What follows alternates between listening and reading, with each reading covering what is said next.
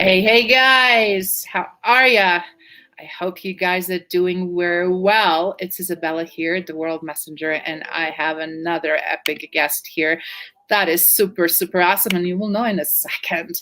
Actually, this is supposed to be fun, so let us know how we're doing. And topic is really hot and very relevant. If anybody watched and seen what I posted on LinkedIn, will know why I'm doing this right now and why we are live addressing something that is extremely important. I have a pleasure to have Robert Berry with me, who is definitely improving people, process, and profits. And I just love that he put it in this order. Otherwise, usually we see profit, a little bit of process, and then people are down somewhere, who knows where.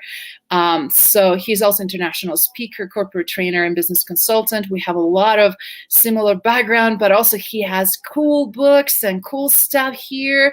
And without further ado, Robert, welcome. How are you? It's okay. Call me anything except late for dinner. Hey, you know what? Can we start off with a question? Because I want to know if people will type something into the chat for me. I want to know if anyone knows what the Zoom mullet is and if anybody is doing the Zoom mullet right now. I'm not sure if anybody is still here, so we just started. But if I do get some questions, I will. I, first of all, don't have no idea. And it's funny, I have a very good friend that is actually Brian Berry. So it's like I'm having Robert Berry, like how many berries we can have. There's a lot of us. I got teased a lot as a kid. Strawberry, blueberry, blackberry.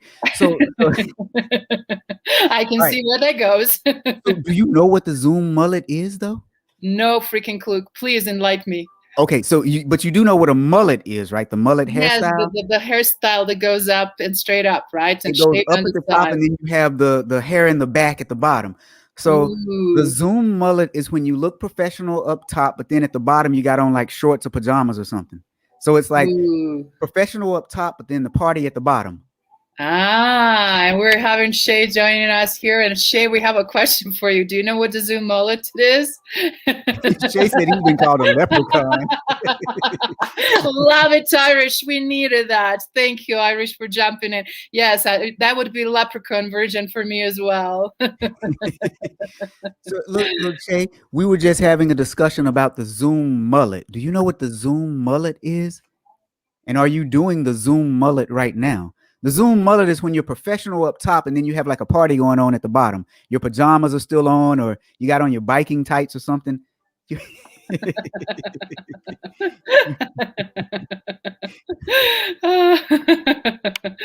we have a Nadal here saying, okay, thank you. Greetings to you too. So thank you so much for being with us. Well, hey, good to have you here, Nadal. So look, you guys, we've got a lot of stuff going on with COVID. We've got people who Shay is laughing at the Zoom mullet. I bet you're doing it right now, though, aren't you? No, you're well dressed. Sure you are. Prove it. No. And it's so funny, if something you need to reach and get up. We've seen so many crazy photos. And guys, I know everybody it's like fed up because we know stats so well, how many organizations were not prepared for this working from home, less than 10%. So everybody's winging it and trying to do the best they can. But we still have to, because it's a business, do a little things professionally, right? Make sure that we comb our hair, make sure that we take a shower and dress in clean clothes, and we're not constantly in sweats or, looking totally like we don't care, like and then that just reflects also how you live, right? I know it's challenging and difficult, but feels better when you set yourself apart. But anyway, go ahead, Robert. Well, you make a good point, because that's the most important thing, is sticking to those routines that you had. Showering every day is important. I mean, you don't want to be so bad off to where you smell yourself, right? That's, brushing your teeth. But keeping those routines keeps you in order when it comes to work. So if you used to get up at 6 a.m, continue to get up at 6 a.m, continue to take a shower, continue to dress at least from the top up. You keep on your pajamas. And please make sure you're sitting, you're not getting up. We don't want to surprise us. Well, it's funny too, because I teach courses on how to work remote. And one thing I tell people is be cognizant of how you get up. Seriously. Like I'm in a rolling chair right now. So if I wanted to get up, I would slide one way. And then I would turn. Oh, sorry. And then I would turn to get up because it's little things that you don't think about. And I think I was telling you earlier, my first partial remote job was back in 2005. And I had these Ooh. very strict routines. I would get up at 4 in the morning. I would exercise from 4 to 4:30. I would shower from 4:30 to 5, and then I would get right to work. And that kept me in a good routine. And because I'd gotten up so early, my days would end early and I would just go to the beach because I lived in Florida and I was only about 10 miles from the beach. I was a healthier and happier employee. But nowadays on those Zoom calls, don't stand up if you have something going on the bottom that people don't want to see. If you have on your Spider-Man pajamas or something like that. Uh,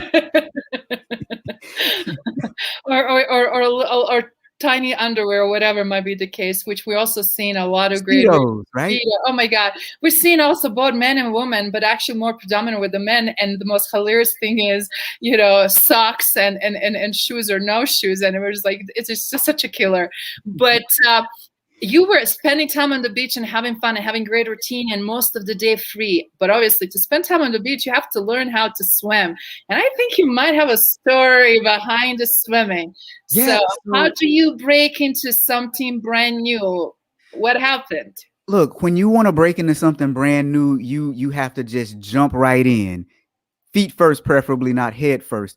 And so when I'm doing my training courses, people oftentimes ask that question, how do you just break into something new? And I tell them about how I first learned how to swim. So now when you look at statistics, they tell you that most minorities don't know how to swim, right? And I think that's a tragedy because I spent a lot of my summers swimming. But the first summer I learned how to swim, I was spending time at this YMCA in the hood. And I mean, it was deep in the hood and it was so much fun. The first day of swim class, the lifeguards lined us all up around the pool. There were about 10 of us young men. They lined us up around the pool and they started talking to us like a drill sergeant. If you've ever seen like Major Payne with Damon Wayans. Yes. You guys are going to learn how to swim. You're going to do this. And while we were sitting there distracted listening to them, next thing I know, I was looking up because I was in the water. These guys had literally pushed us in the water.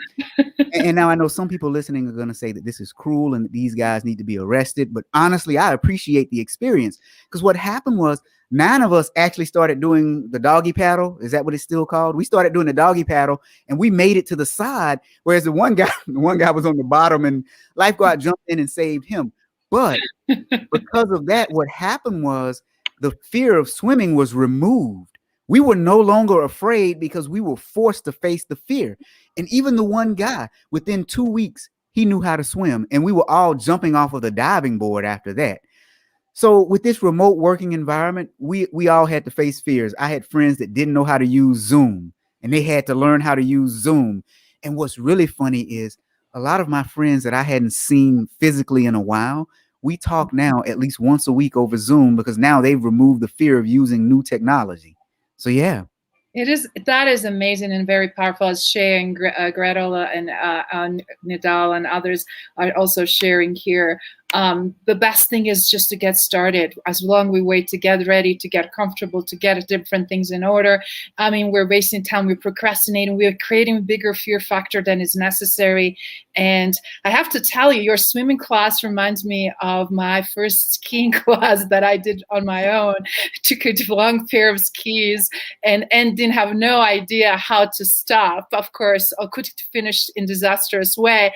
And I went down the hill very fast. Luckily, it was a little stopping point at the bottom, but I definitely did crash. I had a bruises and whatnot, but I was a kid, and for me, it was just that experience. It's like, oh my God, this was thrilling and exhilarating. And from since then, I always loved the speed, but I learned over a period of time. It's more to different mechanics, right? Knowing how to stop, how to turn, knowing also how to pace yourself. That too fast just because I can go faster is a safer. Also how to slow down when it's needed to. So we definitely have a great opportunity from those experiences, right? Yeah.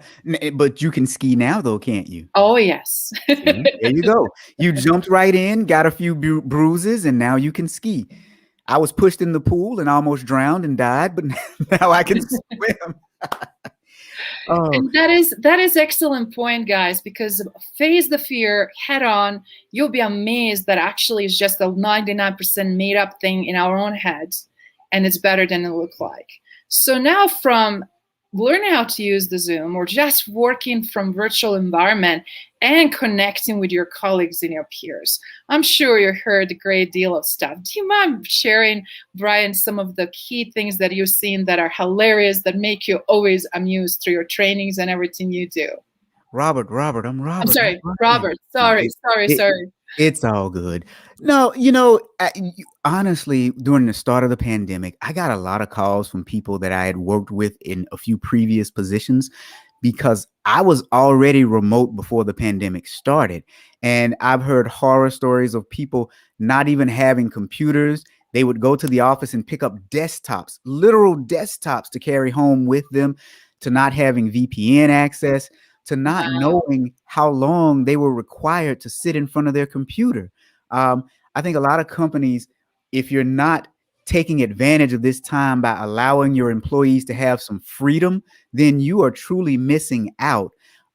You can break your day up the way that you want to without having the shame of, how it is when you're in the office, right? You have a Yes, doctor's appointment and you're in the office and you feel shame just to go to the doctor's appointment because everybody's looking at you and they see you missing for about 3 hours. Well, you don't have that anymore. You can schedule your day the way you see fit. And now you're doing better in that whole, well, I hate this phrase, work-life balance, because it's really not a balance, right? It's more like a seesaw. But yes, you can manage it better. yes. Your schedule things that you don't cannot compromise on if you have a team and group and meetings and calls and deliverables or whatever might be the case. But things that you do have actual flexibility: when to take a lunch, when to go to bathroom, when to pull up and give a quick call to your friends or family member, when to be human and check on your kids if you have a children, or spouses, or boyfriends, girlfriends, whatever might be the case, right? I'll give you a really big one. How about when Please. to take a nap? Think Ooh, about it. When you well, look, if you think about a lot of power naps countries, are phenomenal. yes, well, a lot of countries over in Europe, they shut down at certain points during the day. You know, there's certain parts of Spain they close at 2 or 3 o'clock in the day. I don't know if they still Yeah. do that. I hadn't been over there in a while. It's been several years, but it shocked me the first time I saw it. But I was thinking, you can take a power nap, recharge, and get back up and really get to work and get the job done. And that is such a powerful point. They still do in some countries. Matter of fact, in Europe, they also do a shorter week. They're having Yes. 4 working days instead of 5, and they're having long weekend. And they're not doing 10 or 20 or 30, 12 or 13 hours a day so that you go completely burned into your weekend, 3-day weekends. They're Yep. also having much shorter because they're realizing engagement, and obviously performance is all-time low. Putting people more on and creating more pressure and stress is not going to help them to be more effective, as we know that, right? So it's like, what do we do? What kind of climate we're creating? Are we dictators, or are we collaborators? And are we actually looking for wellness and the best approaches for our people? Right. Well, and I think it works best when you think of creative people too. Creative people are known for always thinking and having Yeah. inspiration in the middle of the night. So now, Yes. if you have someone working in a creative industry, they can actually get up at midnight, work from midnight to 3 or 4 a.m., go back to sleep, wake back up at 11 a.m. in the morning and finish working without having the pressure of sitting behind a desk from 8 to 5 being creative. And I really can relate to that because I kind of operate in two different worlds. So I'm Please. a certified public accountant. So that's the logical side of me. But then I'm also a writer and a content producer, and I do training. And so that's the creative space. And like clockwork, I wake up at about 2:30 most mornings and I have some sort of inspiration. But since I don't have to punch a time clock, I can get up and work from 2:30 until 5:30, take a nap until 10, get up and work some more if I want to, without having the pressure of having to go into an office, sit behind a desk, and try not to fall asleep at work because I was I was up late at night, you know? Yeah, that is fantastic. And I'm like a creative mind too. And I love what you said. When you are in that creative space, when your mind goes and wonder everything else, it's just not relevant. And then of course we have to catch up. As you said, you're one man show and I'm one woman show in many ways. So it's very important to also, it's like, oh my God, now it's email, now it's this, now it's that. And you have to do those daily quote unquote tasks. And it's not necessarily do we like them, do we don't like them. It's more about they have to get done. Yes. But the things that we love, it's tendency for us, we want to do first. Isn't it true? Yeah. Yeah. Well, and you have to, and I think we were saying earlier, you have to schedule out your day. If you look at my calendar, I literally have everything on my calendar. From this time to this time, I'm going to eat. From this time to this time, I'm going to exercise. From X time to X time, I'm going to focus on LinkedIn and email. And then I actually have a timer that I set. I use this one app or this one website called bigtimer.net. You know, studies will show that people operate best in like 15-minute chunks. So I'll set the timer for 15 minutes. And when the 15 minutes are up, I'll decide on one of a few things. Either I'll reset it for another 15 minutes, or I'll set it for 5 minutes and take a break and then come back and do something else for 15 minutes. And I find that I'm better able to account for my time. One thing I do though, now, let me ask you a question, and don't get mad when I ask you this, but Please. did you gain weight during the beginning of the pandemic? Not in the beginning, but towards the end. Oh man. So, most people gain weight in the beginning, like from from March until about August. People were gaining weight because we didn't know what to do. I gained weight and I was like, whoa, wait a minute now. So what I would do, I had a COVID, so my appetite was not necessarily up there, but also, but you spot on, yes, because it's like that nervousness, the stress, trying to assimilate to new conditions, and so much of unknown, right? And I was joking with you, I was like, it's really dangerous when you're working from home. I was like, how many trips on refrigerators do you have on a daily basis? Seriously, I was like, oh my God, even if it's a good healthy stuff, I was like, quantity, girl, watch out. So it's very important to think about that too. Do you have some good tips about that? I do, but you know what? Here's the good news about the steps to the refrigerator. If you were wearing your Fitbit, it count for your daily steps. Ah. but no, after I have about 15 minutes of productivity, when I would set that clock for about 5 or 10 minutes, literally I would just get my jump rope and jump rope. And I still do it. I actually did it. I did it right before we came on air. I was like, okay, I got to get the brain flowing. I'm about to do something where where I need to be energetic. So I just jump rope for about 5 minutes and then put it back. And all that weight that I gained, which it wasn't much, but anyway, it shed it. It came right off. And it keeps your mind fresh. It keeps you thinking. It keeps you active during the day. That is a very good point, because we're also exhibiting a lot of interesting behaviors that we typically did not do it. And we're all thinking we want to comfort ourselves. We want to do things that are satisfying us, but also we have to be very cognizant. How is this really working on the long run? And is it really helping us? As you said, mindset, it's so crucial. But also if you're foggy, your brain is not functioning very well, who cares? For all of that, if you cannot perform, and it's extra concentration needed that we usually don't have if we're already depleted energetically. So that's a very good point. Yeah. But in terms of dynamics, I mean, I'm having a lot of interesting conversations, and people are asking what are alternatives? How can we make the Zoom calls more interested and exciting? How can we do X, Y, and Z? So I'm curious, what do you do to tell your clients how they can make their staff meetings and conversations much more exciting and exhilarating and much more engaging? Yeah, absolutely. So there are a couple of things that I take that I give to clients, and I learned all of this in my time as a trainer. So Trent is out and jumping road to Amazon chart. That's fantastic, Trent. Yeah. So just be careful. I have a couple of those, and do I use them? I can tell you confidentially not. So, You know what? so the key is to use them. So I'll tell you another funny story before I tell you some things that I tell clients to make meetings more productive. Just a Sure. tangent for just a second. Jump rope. So I used to jump rope all the time, and then I went through a period where I stopped. Then the pandemic hit, and I said, well, I'm not going to the gym much, so I better start jump roping. And the first month or so, my rhythm was just off. And I was thinking something is wrong. And I remember I called up one of my buddies and I said, listen, man, I think my jump rope is broken. I remember the same thing because as a kid it was so effortless. Why can't I do this now? Right. I was, and I was serious though. I wasn't joking because it never registered in my brain that it was me, because I remember that I used to be able to jump rope. And so it only took about a week or so and I got back in stride, but we still laugh at that. He'll text me every once in a while and he's just like, hey, is your jump rope still broken? but I love it. I love it, but guys. This is the fun session where we're learning and having fun. So join us. But I love that. And thank you again for vulnerability, because I tried too. And I'm like tripping. I almost fell in my, tangled with the rope. It's like, it's too long, it's too short, how high. And I remembered and like vividly picture of me as a kid doing this so effortless. I was like, what's wrong with me?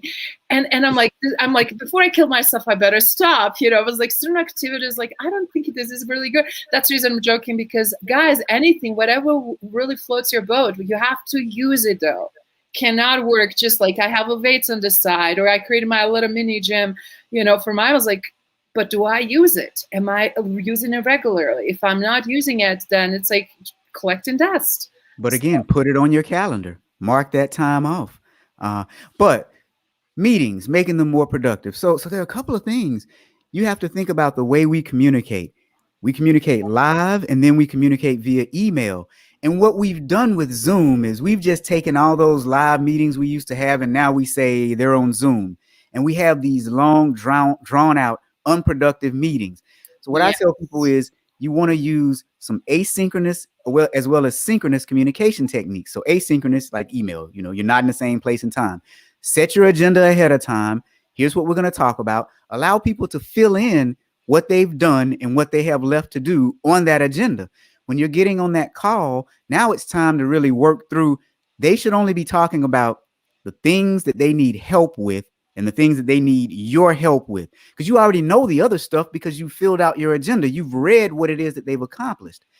Set a timer, give everybody 2 to 5 minutes to speak, and just go through your agenda. But I do say now on Zoom calls, a lot of times in the office space, what we would do is we go in and we get straight to business. You don't want to do that now. True.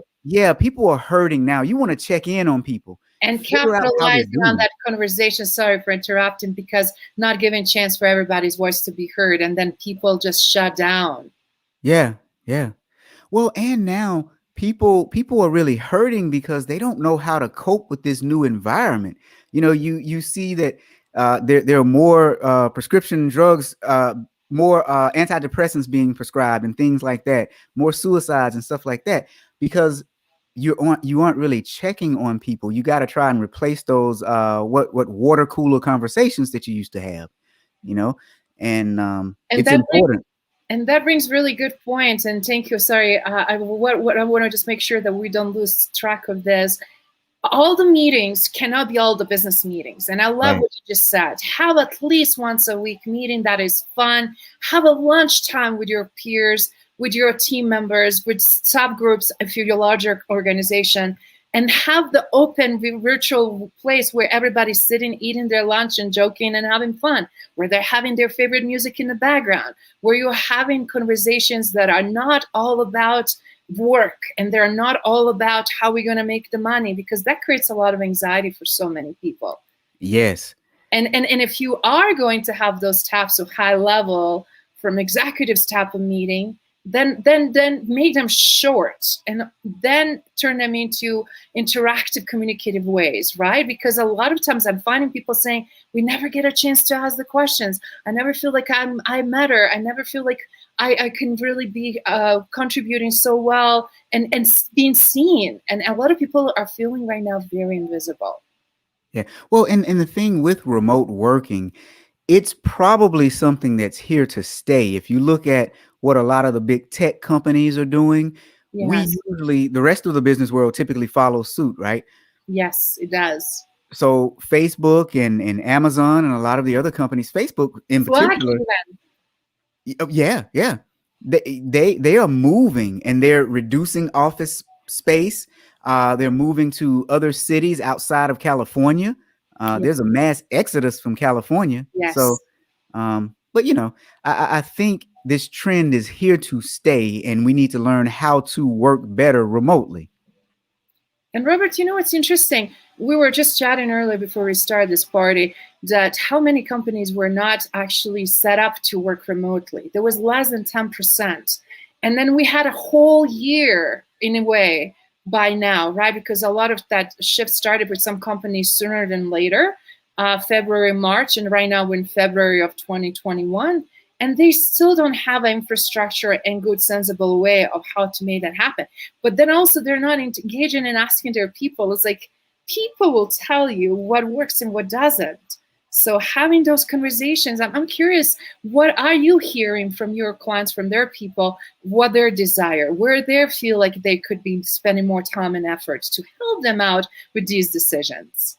It's strange the conversations that I'm having with people that they are unable to have with their organization. And I'll tell you one thing that struck me as really strange. I had a few people say that they didn't want to get on Zoom calls because they didn't have a dedicated home office and they didn't want people to see their home. So whether it was their room was junky or they didn't have a dedicated space and they were taking calls from their bedroom. That was one of the bigger complaints that I had from people, and they couldn't Boundaries. express that to their companies.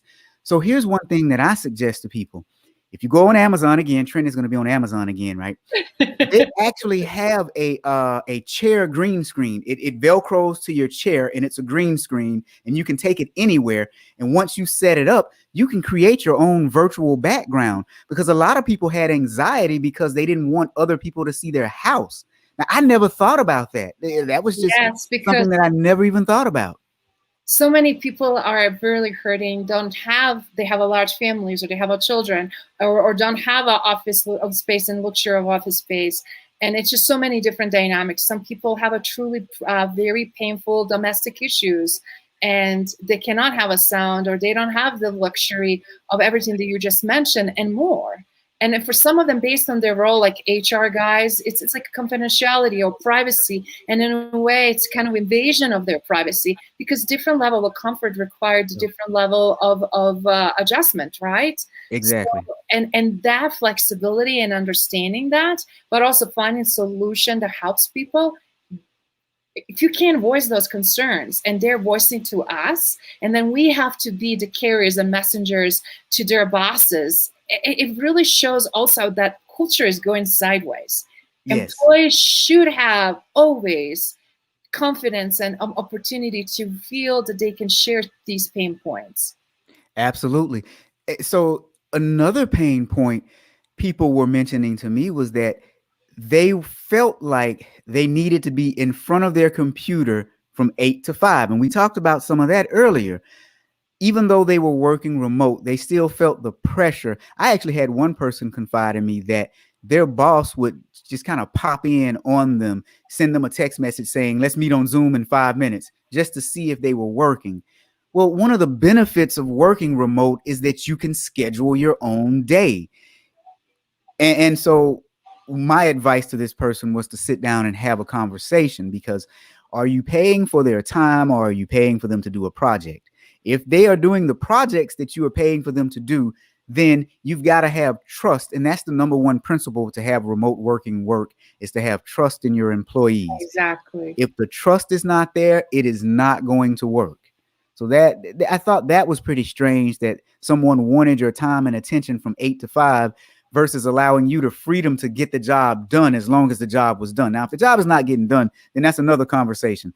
I don't know of anyone who's gotten fired over Zoom yet, but I mean, it's It's I probably actually bound to do happen. know some people that get fired or being let go, Right. not necessarily tied to Zoom, but that definitely because a lot of times we're trying to be politically correct, right? We're not going to say certain things, we're not going to do certain things, and they cannot tell you, or it's just a lot of that politics, right? Sometimes some people will disagree and will open discussion or ask very deep questions that some people don't like to be aired out loud and open, and they rather just have people nod and agree and move on. So you have all these kinds of different dynamics, and you hit something: micromanagement versus leadership, two different things, guys. And right now, who has that micromanagement tendency and doesn't trust people, it means that they are not secure and trust in themselves, and they're doing a lot of stuff to forcefully insert themselves and try to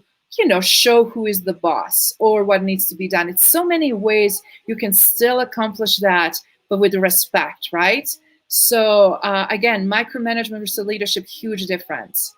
And what would you say, Robert? How many people in your environment are focusing on truly leading versus micromanaging? I think the people that have called and complained to me about remote work, they are in an environment where they're being micromanaged. Most of the people that are happy with their remote working setup, they're in an environment where leadership is encouraged. So that alone should make people stop micromanaging and start trying to be leaders. You got, again, like I said, it starts with trust. When I Yeah. talk to people, I talk about the 3 T's that are needed to survive in a remote working environment. The first one is trust. The second one is technology, and the third one is the appropriate training on how to use the technology that you've entrusted to people. So, Mm. technology and training. Without those, your remote working experience is going to be pretty bad, and you're not going to be successful at it as an organization. You hit the nail in the head. I love those 3 T's. Training is definitely where a lot of things are lacking, because right now it's like, how do we quickly put the training together? Overcomplicating, and LMSs that are, big, gigantic ones with all the catalogs of information and the latest version and who is involved and who's agreeing. And interesting thing, Robert, we have so much of disagreement even with the leadership.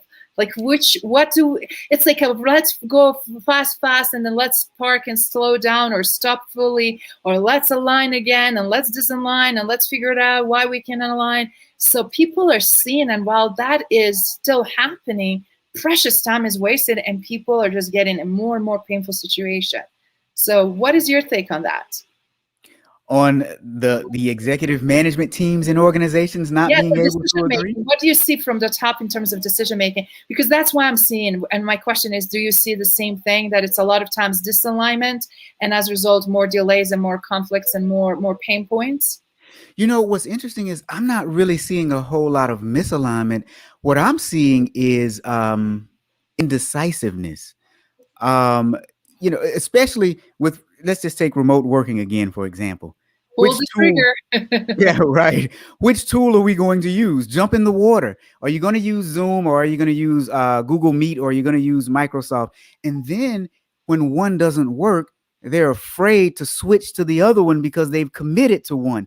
So I'm seeing a lot of indecisiveness. But I will say, overall, I'm seeing more good than bad. When I say I'm seeing a lot of these bad things, this is the minority, but it's still bad because people on the back end are suffering. I had some people call me and say they didn't even know how to access their organization's network when they got home. They didn't know what a VPN was because they had not been trained in it. So they had to receive training on what a VPN was, how to get set up with it. So what I'm seeing is a lot of indecisiveness. That is a very good point. And when we're not clear, when we don't have a clarity, or when we don't have level of commitment to decide, we did a research, we did a due diligence, this makes sense, and we have a buying in, and everybody is now on the same page. And decisiveness also comes from individual level, but also from the team, and that's where I see a lot of disalignment. And technology is one piece, but also direction and what is the highest priority, right? And then how do we determine that? How do we communicate? And lack of communication, all of those things create more anxiety, more stress, and more stories. It's amazing how much of stories we can make up just because we don't see things, and then we just assume, and based on this and the other, and all of a sudden we go wild, and before we know it, I'm like, this is really trippy. We're like in some nightmare and some really interesting movie, right? Yeah, well, and going viral can be good or bad. I think we were talking earlier before we started. I saw this one post on LinkedIn from a young lady who worked for Deloitte, and she was bragging about how well the company set her up to work remote. They bought her a computer, they bought her one of those cooling fans, a mouse pad, a desk. They bought her a desk and a chair. She took a picture of it, posted it on LinkedIn, and the last time I looked at the post, I think it had like 30,000 reactions, not views, because I can't see her views, but it had like 30,000 reactions. And that goes a long way to show how good of a company Deloitte is. And now people are thinking probably, well, I want to go work for a company that's going to set me up to succeed. So, the going viral, you have both good and bad stories, I guess was the point that I was making there. Yes, and in terms of going viral, I was actually more referencing, it's like what we do internally so that we can persevere and deliver on what we promise. But no, it's okay. But I'm glad you addressed that as well, because right now we have such a small degree of separation with social media and technology that we all can use externally, and also that our clients can see, that our potential clients can see, our peers, our colleagues. So it's very, very important also how we are representing the brand, the company. And is it really, does Deloitte does this for all employees? I'm sure they cannot have the budget to make that happen because they're not as busy as they were before, and everybody's business in some areas, in some divisions, skyrocketing. In some areas, it's really very, very much so down. So the reality is, what can we do that is easy, that doesn't require much, but is just accessible, available, and we need to leverage the creativity, as we were mentioning earlier. Any tips and suggestions around that? Well, I think it's a good point when you just said accessibility. So I'll tell you a story. I was doing one of my classes on remote work, and I had a client that had employees, wow, in about 3 or 4 different states in the US and in the UK and in Southeast Asia. And they said that one of their pain points was trying to schedule staff meetings to suit everyone's time frame. And just call me crazy, but I threw something out there and I said, well, you're doing your staff meetings on Zoom. So how about one week you schedule the staff meetings in one time zone, the next week in another time zone, and then you record your staff meetings and let the other people that couldn't make it listen in on the recording. What they said to me was, well, I don't know if our company will allow us to record Zoom calls because it's just against company policy. And I said, well, now is the time to do something different, though. And if you have a policy that is outdated, it's a policy because it served a purpose for a specific time frame. The time frame is different now, so your Yeah. policy may need to change. And it was Yeah. just weird that they were just like, no, we can't do this. My first thought was I would have been asking, how can we do this? Or, instead of we can't. I don't know what happened. I probably need to follow up with them to see what they eventually ended up doing. But we've got to learn to think differently and how to make the information accessible to the people when they need it and how they can get it. That is so powerful, and I love you touched on that, because again, if we focus on an individual level so much of what we cannot do, we're going to stay in that space, and that's what bleeds through into teams, and that's how powerful it is. Just one individual that can really shift the script and shift the energy and direction where organization is going. I mean, snowballing effect, right? But you spot on. We need to look at, is it worth it what we're doing? Should we stop completely doing all this together? Should we park something and table for later day? And what should we be doing more of? I'm seeing that from the projects, from engagements, from the meetings. What type of meetings? What calls for the meeting? What should be meeting all about? What kind of meetings people desire and want? And what should be actually interactive? One thing I wanted just to share on a scene that is working so very well, and I'm just curious what your thoughts, Robert, are. Um, I have a groups that they're literally using like a power hour where they have light music in the background. Everybody in their pod, in their group, in their team is there. But if they have a question, it's open so that people can ask the question. So it's interactive. And it's amazing just the fact that they know that they have a colleagues and everybody can learn together instead of me trying to just call you directly and capitalize on your time and then somebody else. And, and it's like we have a shared knowledge, shared information, and we're all learning together and we know where we are. The other thing was having these lunches. I was like, I hate eating alone. I'm by myself. I can't tell you how many meals I had alone since COVID happened. And it's like, doesn't matter if I can go pick up the food. It's not the same.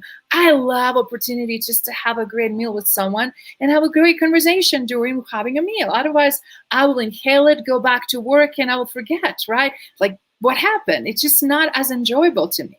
So having even lunches, like scheduling lunches just to say, let's have a lunch in time that works for majority. Doesn't matter what we're eating. Point is we're eating together and having these conversations over a lunch, bonding, connecting, sharing. So I do know if something happened in your personal life. So I also know what happened to somebody else because we have so much loss. As you mentioned, we have also such a high rates of suicide. We have such a high rates of low performance and engagements. Why is that? Why is that happening, guys? Because we're not looking for alternatives. As you said, the current time is calling for different ways of being. Yes, and I think you hit the point. We are not looking for alternatives because it's strange. In my personal life, I have 3 or 4 friends that I talk to almost every day, and one is via Facebook Messenger. The other one, the other 2 or 3, they text me all the time.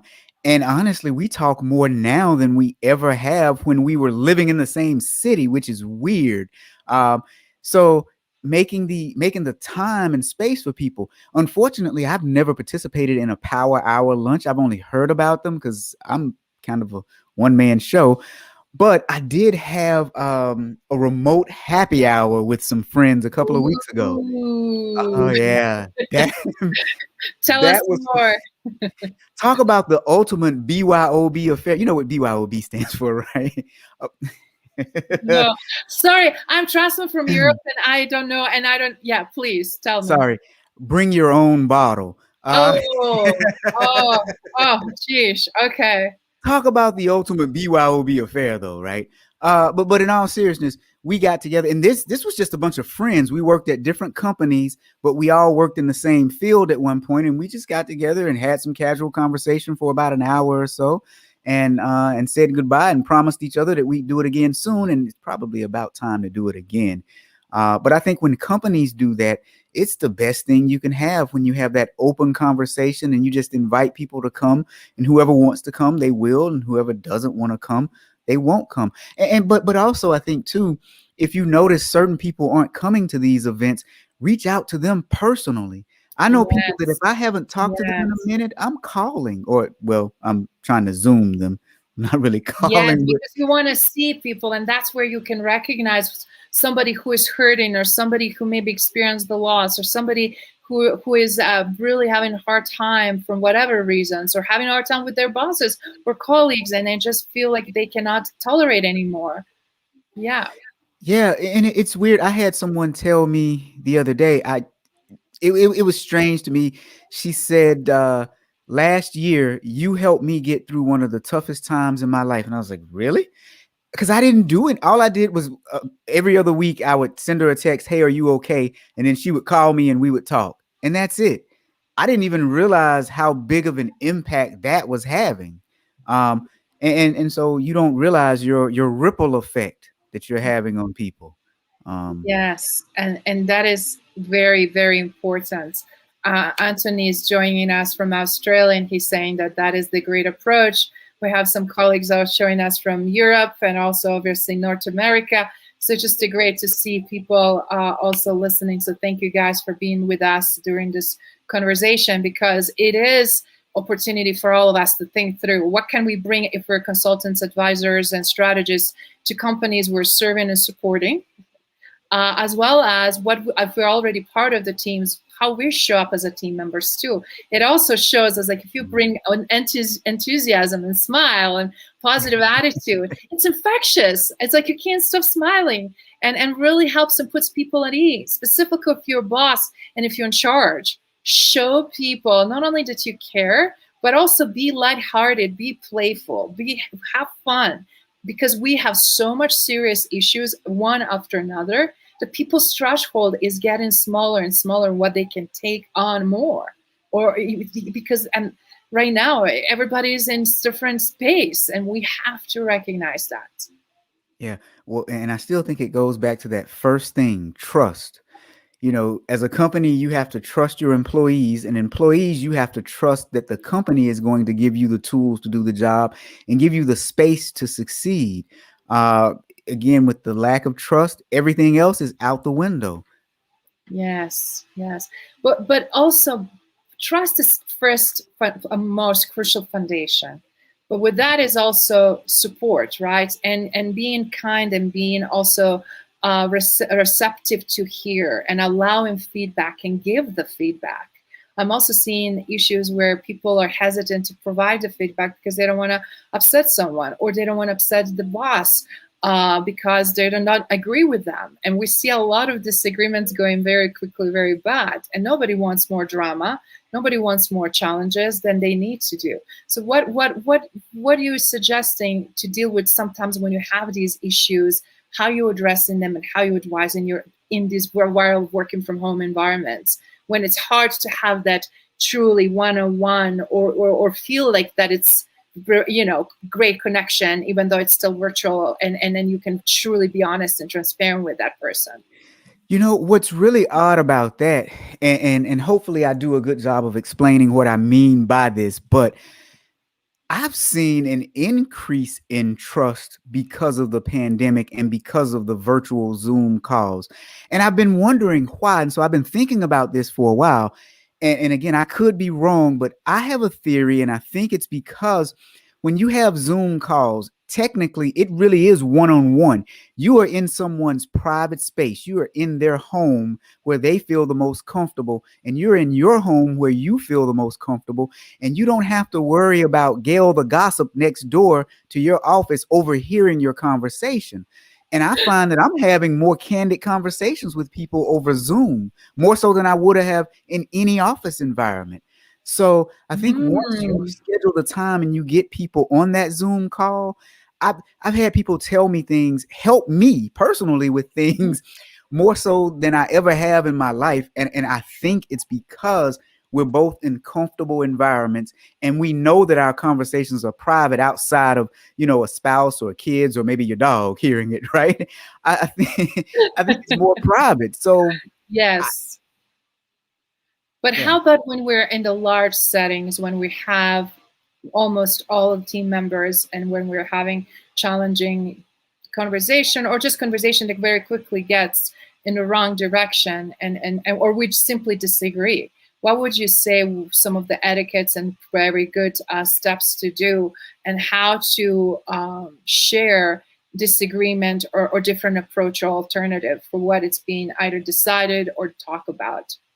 Oh, so I have an interesting story to tell you about that. Please. So I think this was January of last year, before the pandemic started. I was working with a client, and we were doing let's see, we were doing what's called a risk assessment. We were trying to figure out what are all the risks in the organization. And so I had a C-level executive on the Zoom call, and then I also had some directors that reported to this person. And we were having very candid conversations because we were trying to figure out what are some of the risks that we need to try and mitigate. And the executive said something that didn't sound right to his subordinate.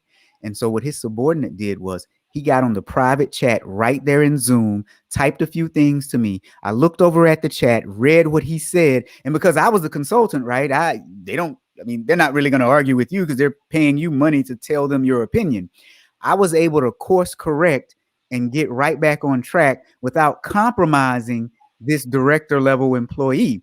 And so what I've been telling people is use Zoom. If you're on a call and you feel like something is going the wrong way, be sure to hit the private chat button. Don't send it to everyone. That is also to learn the system and learn the technology. Oh boy, yes. But it's a way to kind of get the job done without hurting someone's feelings or bruising someone's ego, especially if you have a consultant in that's there to really say the things that need to be said. So I think outside of that, you just reach out to people outside of the Zoom meeting.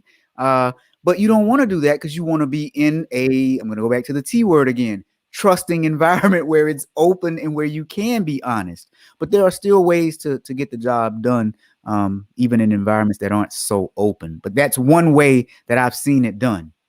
That is beautiful, and I similarly I did a similar thing myself, and it's different when we are there as a career, right, or the guys that can call it out, certain behavior or whatnot. But it's so different when people feel like, again, they're in their own environments and they don't know where to turn and how to do it. And one of the things that I usually suggest is obviously not only private chat, but table it and have a conversation later. If it's not appropriate, if they cannot raise the hand and being heard, sometimes people try and they're being shut down. So it's also very important to follow up conversation and then correct it, because right now we're seeing very interesting behavior and patterns in people's behavior, things that we never expected we will see. And as a result, that also indicates and tell us a lot where they're at, right? And what is possibly going on. So I always say be more kind, more constructive, more positive, even with criticism and even with positive criticism, because more than ever we need to hear it, but we just need to figure out ways and avenues to deliver it in a way that is well received. Yeah, and that, that's any time period, pre-COVID, post-COVID, Yes. during COVID. Yeah, absolutely. A little bit of kindness goes a long way. And anything that you wanted to share, Robert, right now for like actionable items for our audience that is being watching and listening attentively here, what would you recommend from as working from home is not going to go away anytime soon, even for organizations that want to bring their teams back to offices, because this year is already proven it's going to be another long haul before we can see some of those changes. What would you suggest for individual contributors, what to do to persevere, what to do to be able to be more resilient and be more successful, and also to have a fun as we started with this conversation? Well, okay, so I think there are a few things for the individual. First thing, and I said it earlier, get some routines. Get some standard routines so that you're not reminded of your college days, like packing on the freshman 15. Because we all had the COVID 15. So get you some routines, start your day the same way you would, but now you don't even have to worry about commute time. Find something constructive to do. Many of you have been saying, I'm going to start this exercise routine when? Well, now is the time, because now you don't have to do that whole commuting. Take 15 minutes or so to exercise, get your mind right. Also, don't feel like you have to sit down and work for 8 continuous hours straight. Get a timer. So that's my second thing. Get you a routine, get you a timer. Break your day up into chunks. If it's 15 minutes here and then take a break, then go back for 15 more minutes, time yourself. So my top 2 things, get some routines, get a timer. Let's see, what else? Oh, and then break those big tasks down into small tasks. The rest of the stuff should come easy, but you still also need the right technology to do the job. So you still need my first 3 T's, right? Trust, technology, and then training. So make sure you have the right technology. If your company hasn't trained you on what the expectations are, ask for it. Brilliant. And what would you recommend from the leadership standpoint, decision makers that can move the needle, what they should be doing more to help us not only survive, but to thrive of their teams and increase engagement as well as their performance? It still goes back to the 3 T's plus a bonus, though. You got to trust your employees. You got to make sure that they have the right technology. You got to train them. And then the bonus is you got to check on people. You got to make sure that You have to check on care, them. right? You need to really genuinely care. Yes, and I'll tell you what. So I spent a big part of my career as an auditor, and I was real successful, and I couldn't figure out why until I started asking my clients. And here's what one client told me. He said, "Yeah, you're smart and all, but I don't care about any of that." He said, "I don't care how much you know until I know how much you care." And that just blew my mind. I was like, whoa. So that's it with employees. Employees don't care how much you know. They don't, and to a certain extent, we don't care how much you're paying, because if we're not happy, the money is not going to make us happy. Show us that you care Absolutely. about us as people and our careers. And, so it's show people that you care. That is brilliant. And one thing I also just want to add on avoid all of those aspects so that we have very holistic picture and allow your team and allow team members to innovate, right? Figure out what works, not have all of the business meetings, have some fun, have those lunches, have these open power hours where you can ask each other questions when you have a nice positive music, something that really gets you on beat, something that you collectively need to get done, specifically if you're having deadline. So people feel like they are supported and support is right there, even if they may not need it. It's just sometimes the level of comfort and level of care, exactly just said, we have to go deeper and we need to put people up front. Nothing is going to happen. Technology alone is not going to work, right? Right. Process will never work unless we test it. And who is testing that? Well, if you look at the People. tagline for my business, we're improving people, processes, and profits. People are the most important part of every process. If you handle the people, they'll handle the process, and then the profits will come. Brilliant. And that's again very likely to see because so many companies reverse engineer that and always go actually with technology, slapping technology, more technology, more technology, and then a little bit of process, and people are down, they're not even understanding what technology is coming, why it's coming, what's going on. And I love, again, so enlightening, so actually effective. So anything else that you want to let people know in our closing with this leadership power that we've had? Well, I'll leave everyone with this. I am a business consultant, a writer, a corporate trainer. If you need me, I'm on LinkedIn every single day. Yes, Connect you with are. me. Uh, With your connect. videos, with your passion, with your A game, and with really great content. So that's why we wanted to hear from Oh, I you, appreciate that. Robert, today and have you to share. So please, I will add the links on the final when recording actually stays on the wall so that people can find you. But is any specific that you wanted to let them know? It seems like you have a couple of books actually, right? Well, yeah, I do have a couple of books. I will say one is about how to ask better questions, and you'll have to have me back, and I'll tell you how asking questions saved my life when I was in Spain. But Wow. whole nother conversation for another day. And like I said, I spent most of my career as an auditor, so my book is about how to ask questions, and then I kind of tacked on as an auditor, but it really applies to just life in general. And then I have another book. I really won't talk too much about it, but if you look it up, you'll get a good chuckle by the title. It's about all the nonsense you see in a corporate work environment. Just go to my LinkedIn profile. You'll get a good chuckle out of it.